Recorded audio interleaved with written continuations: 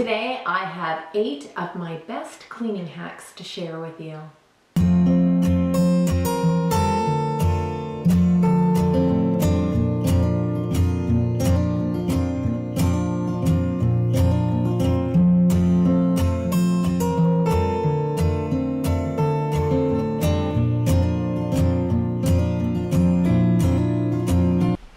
Hi, I'm Julie, keeper of my home. Welcome back to my channel. If I sound a little froggy, I have a sore throat. Winter is really getting to me. I'm just tired of it.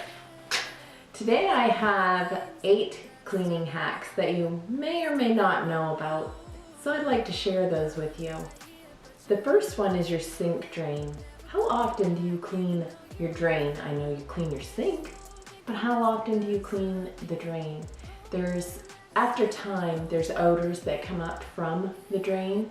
So yeah, you could put a little drop of essential oil down there or just squeeze a lemon down there or something and give it that good smell. But you really need to clean it and clean those pipes. And a great way to do that is baking soda, vinegar, and boiling water. So let me show you how this works.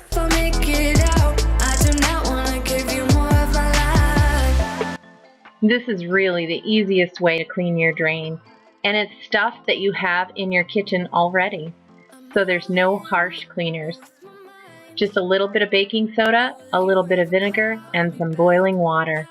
I usually do my kitchen sink once every couple of weeks, and our pantry sink I do once a month because we don't use that sink as often. Baby, I'll be fine if you text me one last time. Your coffee maker. I'm not a coffee drinker and my husband rarely drinks coffee, so it's not something that I have to do very often, but it is something that I do. So in order to do that, let me just show you this little clip I have. Now I know that if you have a coffee maker, you're probably familiar with this one. A little bit of white vinegar, followed by some water to get that smell out. And there you have it, a nice clean coffee maker. How often do you clean your toaster? Do you even clean your toaster? Or is it something that you just do when you smell your toast burning and you think, geez, I better clean that out. It's getting a little full in there. Stuff is starting to burn. Oh, the smell of burned toast is horrible. But let me just tell you, this is the easiest thing ever to do. Let me just show you in this little clip. The very first thing you want to do is make sure your toaster is unplugged. Then you want to take a toothbrush and just gently scrape away and brush all those crumbs on the inside. You might have a lot of them in there. You'd be surprised. I just cleaned mine like a week ago, so I didn't have as many as I could have had. I do not want to give you more of my life.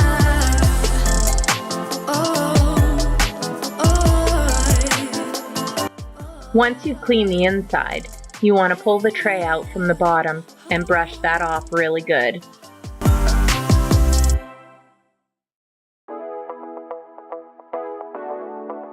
And there you have it, a clean toaster. I bet you didn't know it was that easy. Stepping out, it's Friday. So let's move on to the microwave. That is something that I often forget about. I am going to be totally honest with you. It is not in our kitchen, it sits in our pantry, and it's underneath the countertop in the pantry, and I have a curtain on there, so it's kind of hidden away, and although we do use it, we don't really use it that often. But I do have a cleaning hack for the microwave, so let me show it to you. A little bit of water, baking soda, put it in your microwave, heat it up, and then once it's finished, you want to let it sit in there so that steam can soften anything that's hardened on in there. And then you just wipe it clean and watch the magic happen. It cleans so much easier. Everything is softened and it just comes off like a charm. And the baking soda will get rid of any lingering odor. Do you have a stovetop hood above your stove? I do. And mine is not directly vented outside. It has a filter underneath, and that filter will pop right out so you can clean it. Do you ever do that? I'm guilty. I don't do it often. As a matter of fact, I've only done it one other time. But let me show you how dirty that actually can get, what it looks like, and how to clean it. This is going to amaze you, because I know it amazed me. This is just a dream of a cleaner. A little bit of borax in some boiling water. Just stir it around in your sink to make sure it gets dissolved in there well. I ended up adding a little bit more water to my sink because I didn't have quite enough.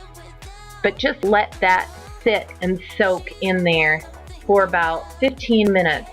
And that's just going to soften everything and just clean it. It is going to be amazing. You just watch and see what this does.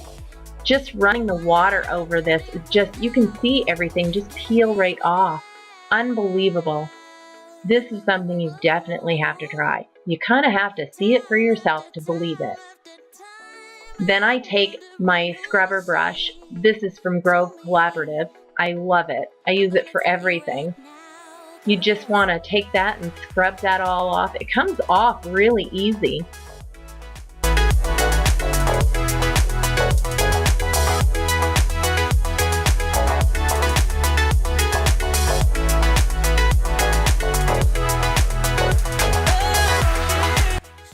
Then just sit with some water, and there you have it. A beautifully cleaned filter. Now this next one is, well, I don't know if everybody has this issue, but once in a while I do. When I do dishes, the dish rag that I use, I think after being wet over and over again, I mean, I usually swap them out every couple of days, 2-3 days. They start to get a smell to them, like a musty smell. Oh, that stinks so bad, and when you wipe down your counters, they all smell just like that stinky smell. So let me show you how to eliminate that smell. I like to take a pot of water and just add some white vinegar to it. About a cup of vinegar is fine to a large pot of water. Then I put my rags in. I have a couple of household rags and one dishcloth. I just let those boil in there for about 15 minutes.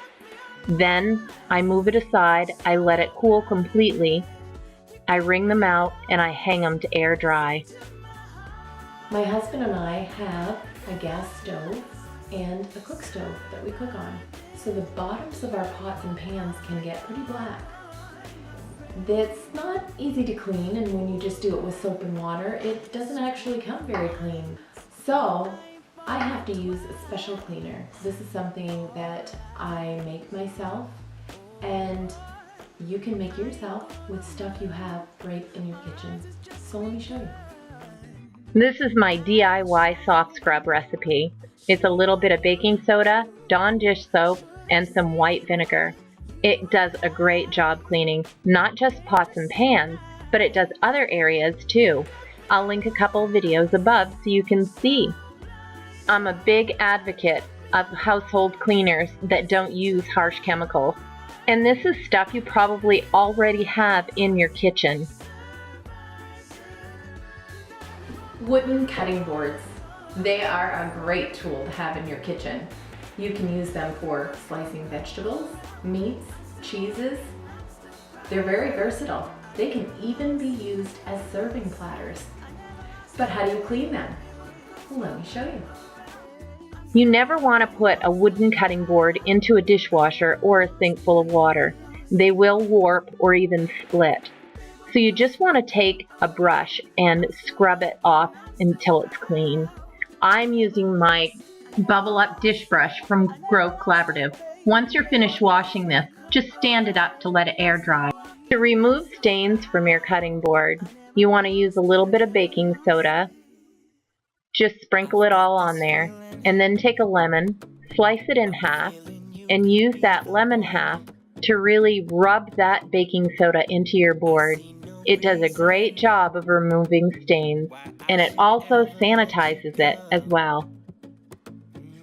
If you're looking to deodorize your wooden cutting board, maybe you cut some garlic on there or some onions, all you need to do is clean it with some white vinegar. Use a sponge or a cloth to really rub it in there, and that will help neutralize any odors that were on your board.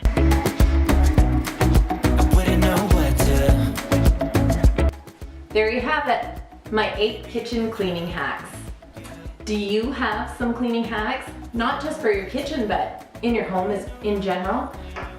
I'd love to hear about them. Thank you for joining me today, and thank you to all my subscribers. I really appreciate your support for my channel. It means so much to me, more than you can know.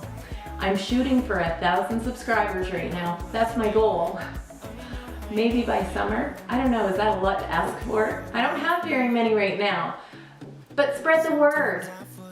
I always love having new keepers join my family. If you are new, welcome. Hit the subscribe button below and make sure you click that bell, and that way you'll receive notifications for any new videos that I post. And I do all things home. I love what I do. I love being the keeper of my home, and I want to share with you how you can be the best keeper of your home that you can be. And until next time. Without you, baby, without